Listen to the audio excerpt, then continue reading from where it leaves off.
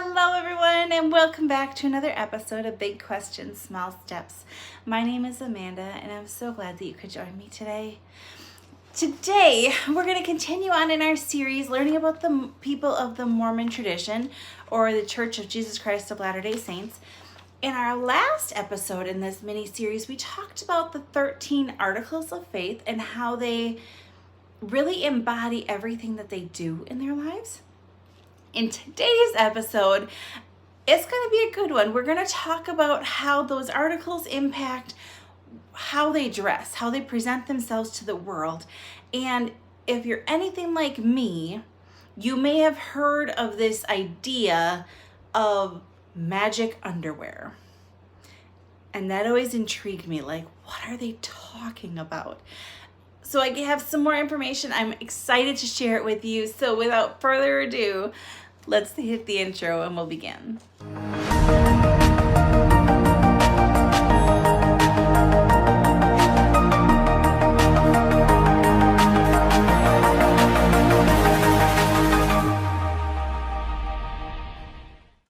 So based on the 13 articles, the 13 articles of faith that we just covered in our last video, really the focus of the Mormon individual is they're focused on family first and foremost, living a good life, doing good deeds, respecting authority, and completing mission work. So that's the cornerstone. They're also, in everything about them, as far as how they portray themselves, they want to be known for their deeds, not for their appearance. So they're very careful to make sure whatever they're doing in appearance, they don't draw attention to themselves. So whether that be their hair color, they don't color their hair or wear their hair in styles that would draw extra attention to them. I knew a Mormon individual and he had a shaved head, pretty much because he was balding anyway, so he just shaved his head. That was his choice. That's fine because it's not drawing extra attention to themselves. Females typically wear longer hair. They can wear their hair short. That's fine. Again, it's not to draw extra attention to themselves. They can't color it wild colors. So you wouldn't go to a Mormon church and see someone with neon green hair, for example, because that's drawing attention to yourself, and that's not the purpose of your life and of your practice. Your appearance is supposed to help people focus on the good deeds that you're doing, not on you. So just like your hair and hygiene is very important, they also feel the same as far as your clothing.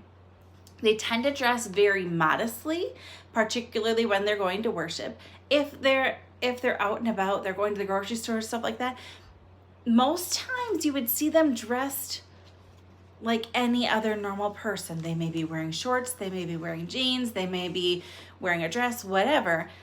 You're not going to see them being dressed any differently. However, you will see them still being modest as far as how tight the clothes are and how low or high the clothes are. So for females, you wouldn't see them wearing shorts that are letting their booty hang out, for example. You wouldn't see them in shirts where their cleavage was exposed. Men who are active practicing Mormon wouldn't be walking around with their shirt off unless they were in the pool, because that's a rather typical thing. But in everyday life, you would not see a male dress like that in the Mormon tradition. So speaking of clothes, let's talk about it. So how they wear, what they wear to worship is different than what they wear at home. We talked about what they wear at home already. So let's talk about what they would wear at church. When they are going to church, they dress up because they feel they're going into the presence of God, and they want to make sure that their dress and their appearance is resembling the respect that they have for that space and for those individuals that are worshiping there. Okay, so if you are a man and you're going to worship at a Mormon church, you will be wearing a suit. A jacket or not, that's completely up to you, but you will be wearing a white or a light colored dress shirt. You'll be wearing slacks and you will wear a tie. That's a mandatory. All men who are going to worship will wear a tie. That's just what they do. And women will either be dressed modestly with either a dress or a skirt. They do not wear pants to worship. They feel like that's immodest. You would have a dress or a skirt, and they would go certainly below the knees. Some may have you go to the ankles, but certainly below the knees. No cleavage, no shoulders are exposed, nothing too tight. You can wear makeup, but you can't be overdone in your makeup. You can have your ears pierced, but you can't be wearing flashy jewelry. Piercings other than your ears are ill-advised, and they discourage that. Now, when I'm talking about clothing, you may start to think about, okay, well, but what about those fundamentalists? They tend to wear like the pastel colored dresses, and their hair is always the same way. That's a preference choice the prophet of the fundamentalist church expressed to his followers. It is interesting to me that the fundamentalist church and the Church of Jesus Christ of Latter-day Saints does have two different prophets.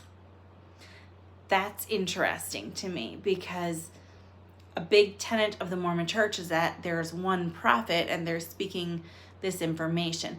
But because the fundamentalists who still practice polygamy, they believe their prophet has different understanding. So it's kind of like parallel prophets, but they don't acknowledge the other one.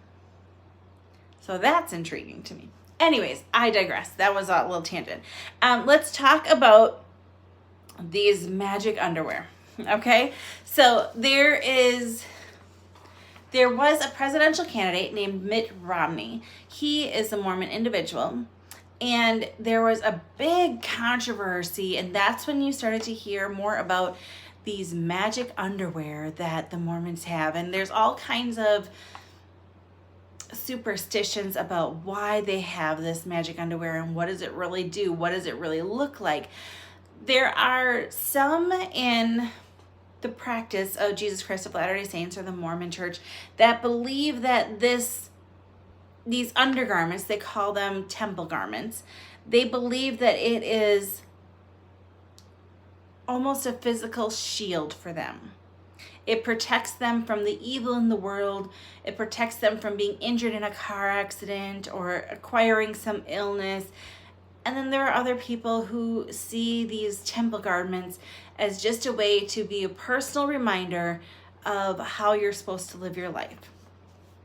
Okay? Both ways, each their own. That's just fine. Let's talk about them though.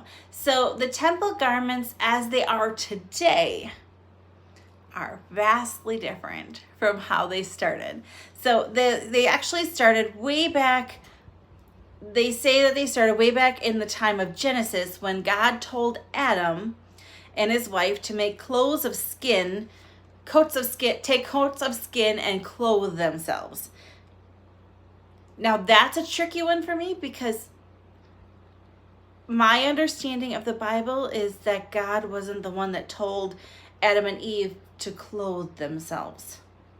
My understanding is that Adam and Eve decided that they were going to clothe themselves because they ate from the tree of knowledge and they were suddenly aware that they were naked. But the Mormons view it differently. The Mormons view it as God told Adam and Eve to clothe themselves because they gained that knowledge that they were naked, and that was not something that was appropriate. So that's just their different understanding. So the Mormons take what happened in Genesis, and they believe that Joseph Smith Jr. had a vision in 1840, and he said it was revealed to him from heaven that they were supposed to return and have these temple garments or these underclothes to draw their awareness to how they are vulnerable in the world and how they need to protect themselves from the dangers of this world. So they would actually fashion, it kind of looks a little bit like onesies that you might have worn when you were young. It went from the neck, there was a collar at the neck, to the wrists, all the way down to the ankles. It was one piece of fabric. It had ties on the side to keep it together. And then the inside part between the legs was completely open, so you could use the restroom without taking it off. Okay? Now, That's all well and good. However, the tricky part was this clothing that you were wearing, it was not supposed to be visible to other people. It was supposed to be a personal reminder. It's not something you're supposed to be showing. Just like it would be not a good choice for people in the Mormon tradition to show off their regular underwear that they're wearing today. Okay, so it was supposed to be hidden, but it's tough to cover a collar and ties at the side and like essentially this whole long john or footy pajama type situation underneath your other clothes. I can only imagine how warm that got. I was not around at the time. I would imagine it's quite warm. So as time progressed, they did change it, and in the 1920s, they shortened it and they removed the collar. So they removed the collar, they shortened the arms, they shortened the legs, and the knots on the side were removed. So you could dress more comfortably and it would be less noticeable to other people. Okay. Now, today's garments essentially look like a white t-shirt and white shorts. Okay. White is very important because white, they believe, is the symbol for purity, and it's when you're wearing the temple garments, you're supposed to take great care to make sure that nothing gets on the temple garments. So as far as secretions from your nether regions, they would want to make sure that you are maintaining your purity and make sure that you are holding yourself in that high level, that you're not going to desecrate on these important garments that bring you closer to God. Okay, so let's talk about them a little bit. There's lots of symbols built in. It's not just white boxer shorts and a white t-shirt. There's symbols built in, and it's specifically for the men and the women. They look rather similar. Females have a little bit more room in the chest area because they tend to have different things in the chest. Yeah, let's talk about it. So on the t-shirt, there is a V shape over the left breast. That V shape is supposed to be a mark of a compass to remind the wearers to not deviate from the course that leads to eternal life. Okay. On the right side, there is an L shape. So it's embroidered. When I say there's an L shape, it's embroidered with white threads. You got a white cloth with white embroidery on it, so you can't see it through typical clothing. That L is supposed to represent the justice and fairness of God. So I'm thinking L like law, because I can't figure out why else an L. Yeah, but anyways, about the navel, because again, that will be covered. The navel, where the shorts and the shirt meet, would be a line, and that line represents their strength. Your core is your strongest part of your body. That line represents strength as far as following what you believe as well. Interesting. And then a mark just at the knee of the shorts symbolizes that every knee will bow and every tongue will confess that Jesus Christ is Lord.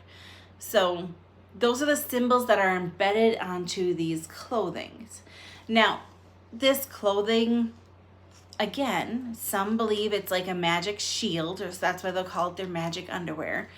And some believe that it's just a way for them to show their commitment and their belief in God and what they are here to do as a purpose. Now, some people will wear these temple garments all the time in their daily life, and some will only wear them when they are going to worship. You don't typically have temple garments until after you are baptized. And we're going to talk about baptism in the next video, but it's not something that infants have. So you would start wearing these temple garments after your baptism, and you would continue that for the rest of your life. Now, because it's a private, personal thing, nobody's going to come up to you and say, hey, do you have on the underwear? No, that'd be weird. But it is something that they choose to do to help them remember and focus on who they are, what their purpose is, and help them really stay grounded and committed to their plan, their purpose as they see it as Mormons in the Jesus Christ of Latter-day Saints Church. So there you go. That's the mystery debunked about the miracles or the mystery of this magic underwear. That's really just temple garments. It's not that mysterious. It's just their choice. So very interesting to learn about different religions and how they put this all together. Now, in the next presentation, we are going to be talking about holidays they celebrate, and we're going to be talking about their worship practices. That's an interesting one. You're going to want to make sure to tune in for that. So if you enjoyed today's presentation, please go ahead and give it a like, and hit that subscribe button so you can see when we post our next video. Until next time, take care. Bye-bye.